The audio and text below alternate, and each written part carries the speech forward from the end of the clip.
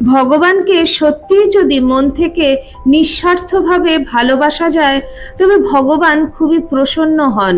আমাদের চাওয়া পাওয়ার অনেক ঊর্ধ্বে গিয়ে তিনি দু হাত দিয়ে আমাদের আগলে রাখেন। বৃন্দাবনে ঘটে যাওয়া এই সত্য ঘটনাটি তার প্রমাণ। চোখে জল এনে দেওয়া, মন ছুঁয়ে যাওয়া একটি সত্যি ঘটনা।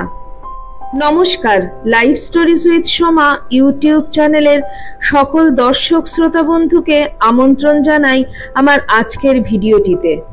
বৃন্দাবনের কাছে একটি গ্রামে একজন খুব দরিদ্র বৃদ্ধা বাস করতেন। এই সংসারে তার একমাত্র শ্রীকৃষ্ণ ছাড়া কেউই ছিল না। একদিন ওই গ্রামে অনেক দূর থেকে একজন সাধু বাবা এলেন। তিনি বিভিন্ন তীর্থস্থান দর্শন করে বৃন্দাবনে এসেছেন বিহারীজিকে দর্শন করবেন বলে। ওই বৃদ্ধা সাধু বাবার দর্শন পেলেন এবং তাকে তার কুটিরে নিয়ে এলেন। কারণ একে তো তিনি একা থাকেন, তার উপর সাধু বাবা শ্রীকৃষ্ণের আরাধনা করার জন্যই এখানে এসেছেন। সাধু বাবার সেবা করাই ছিল বুড়িমার একমাত্র লক্ষ্য। সাধু বাবাও বুড়িমার আতিথ্য গ্রহণ করে সেই কুটিরেই থাকলেন।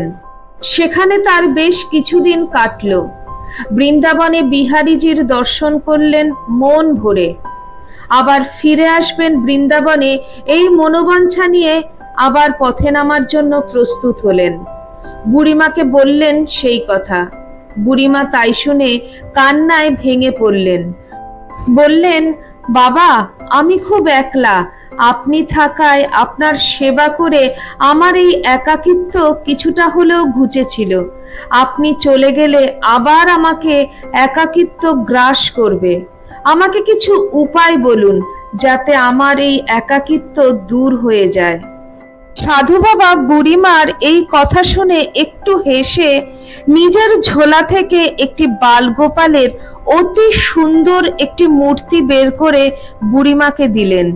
বুড়িমাকে দিয়ে বললেন, মা, এই নাও, একে তুমি তোমার নিজের সন্তানের মতন করে লালন পালন করো আর এর যত্ন করো, খেয়াল রেখো। বুড়িমা খুবই প্রসন্ন হয়ে সাধু বাবার থেকে সেই মূর্তিটা নিলেন। বুড়িমা খুব যত্ন করে নিজের প্রিয় সন্তানের মতো করে গোপালের দেখভাল করতে লাগলেন। এখন তার সময় কোথা দিয়ে কেটে যেতে লাগলো টেরই পেলেন না। সত্যি কথা বলতে এখন আর তার কোনো অবসর সময়ই নেই। তার একাকিত্ব পুরোপুরিভাবে দূর হয়ে গেল। এভাবেই কিছুদিন চলল। একদিন গ্রামেরই কিছু দুষ্ট ছেলে দেখলো বুড়িমা একটি গোপালের মূর্তিকে নিজের পুত্রের স্নেহে যত্ন করছেন। তারা বুড়িমাকে মজার ছলে বলল, বুড়িমা, একটা নেকড়ে গ্রামে এসেছে। সে ছোট ছোট বাচ্চাদের উঠিয়ে নিয়ে যাচ্ছে। তোমার বাচ্চার খেয়াল রেখো। বুড়িমা কথাটাকে সত্যি ভেবে বসলেন। তাড়াতাড়ি গোপালকে কুটিরের ভেতরে সুরক্ষিত স্থানে রেখে নিজে লাঠি নিয়ে দরজার পাশে বসে পাহারা দিতে লাগলেন। দিন রাত এক করে না খেয়ে দে নিজের বাচ্চাকে পাহারা দিতে লাগলেন বুড়িমা। যদি নেকড়েটা চলে আসে? 5 দিন ধরে লাগাতার একভাবে বসে পাহারা দিতেই থাকলেন।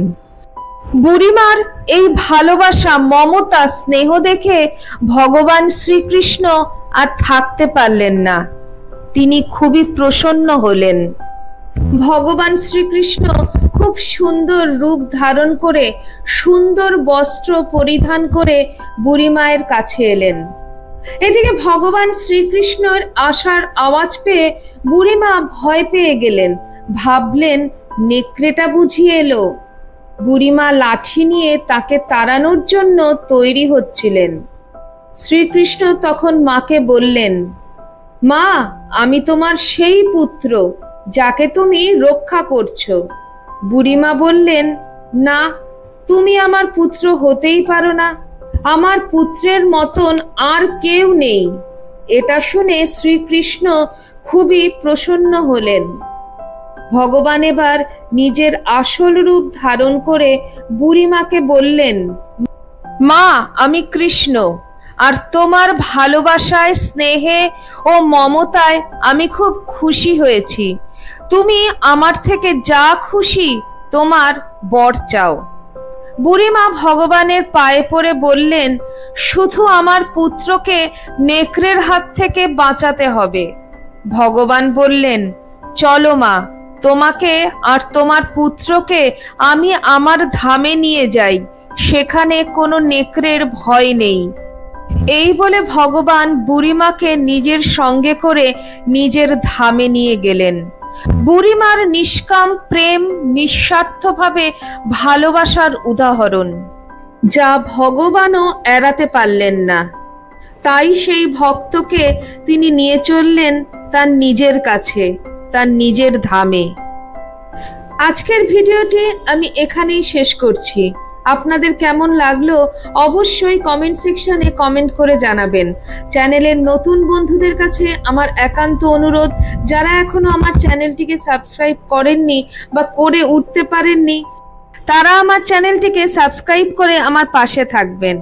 ভিডিওটি ভালো লাগলে নিজের লোকেদের কাছে ভিডিওটি শেয়ার করে দেওয়ার অনুরোধ রইল। সবাই খুব ভালো থাকবেন, সুস্থ থাকবেন। আবার খুব শিগগিরই দেখা হচ্ছে আপনাদের সঙ্গে কোনো একটি নতুন ভিডিওতে। জয় শ্রীকৃষ্ণ, জয় ঠাকুর, জয় মা, জয় স্বামীজি।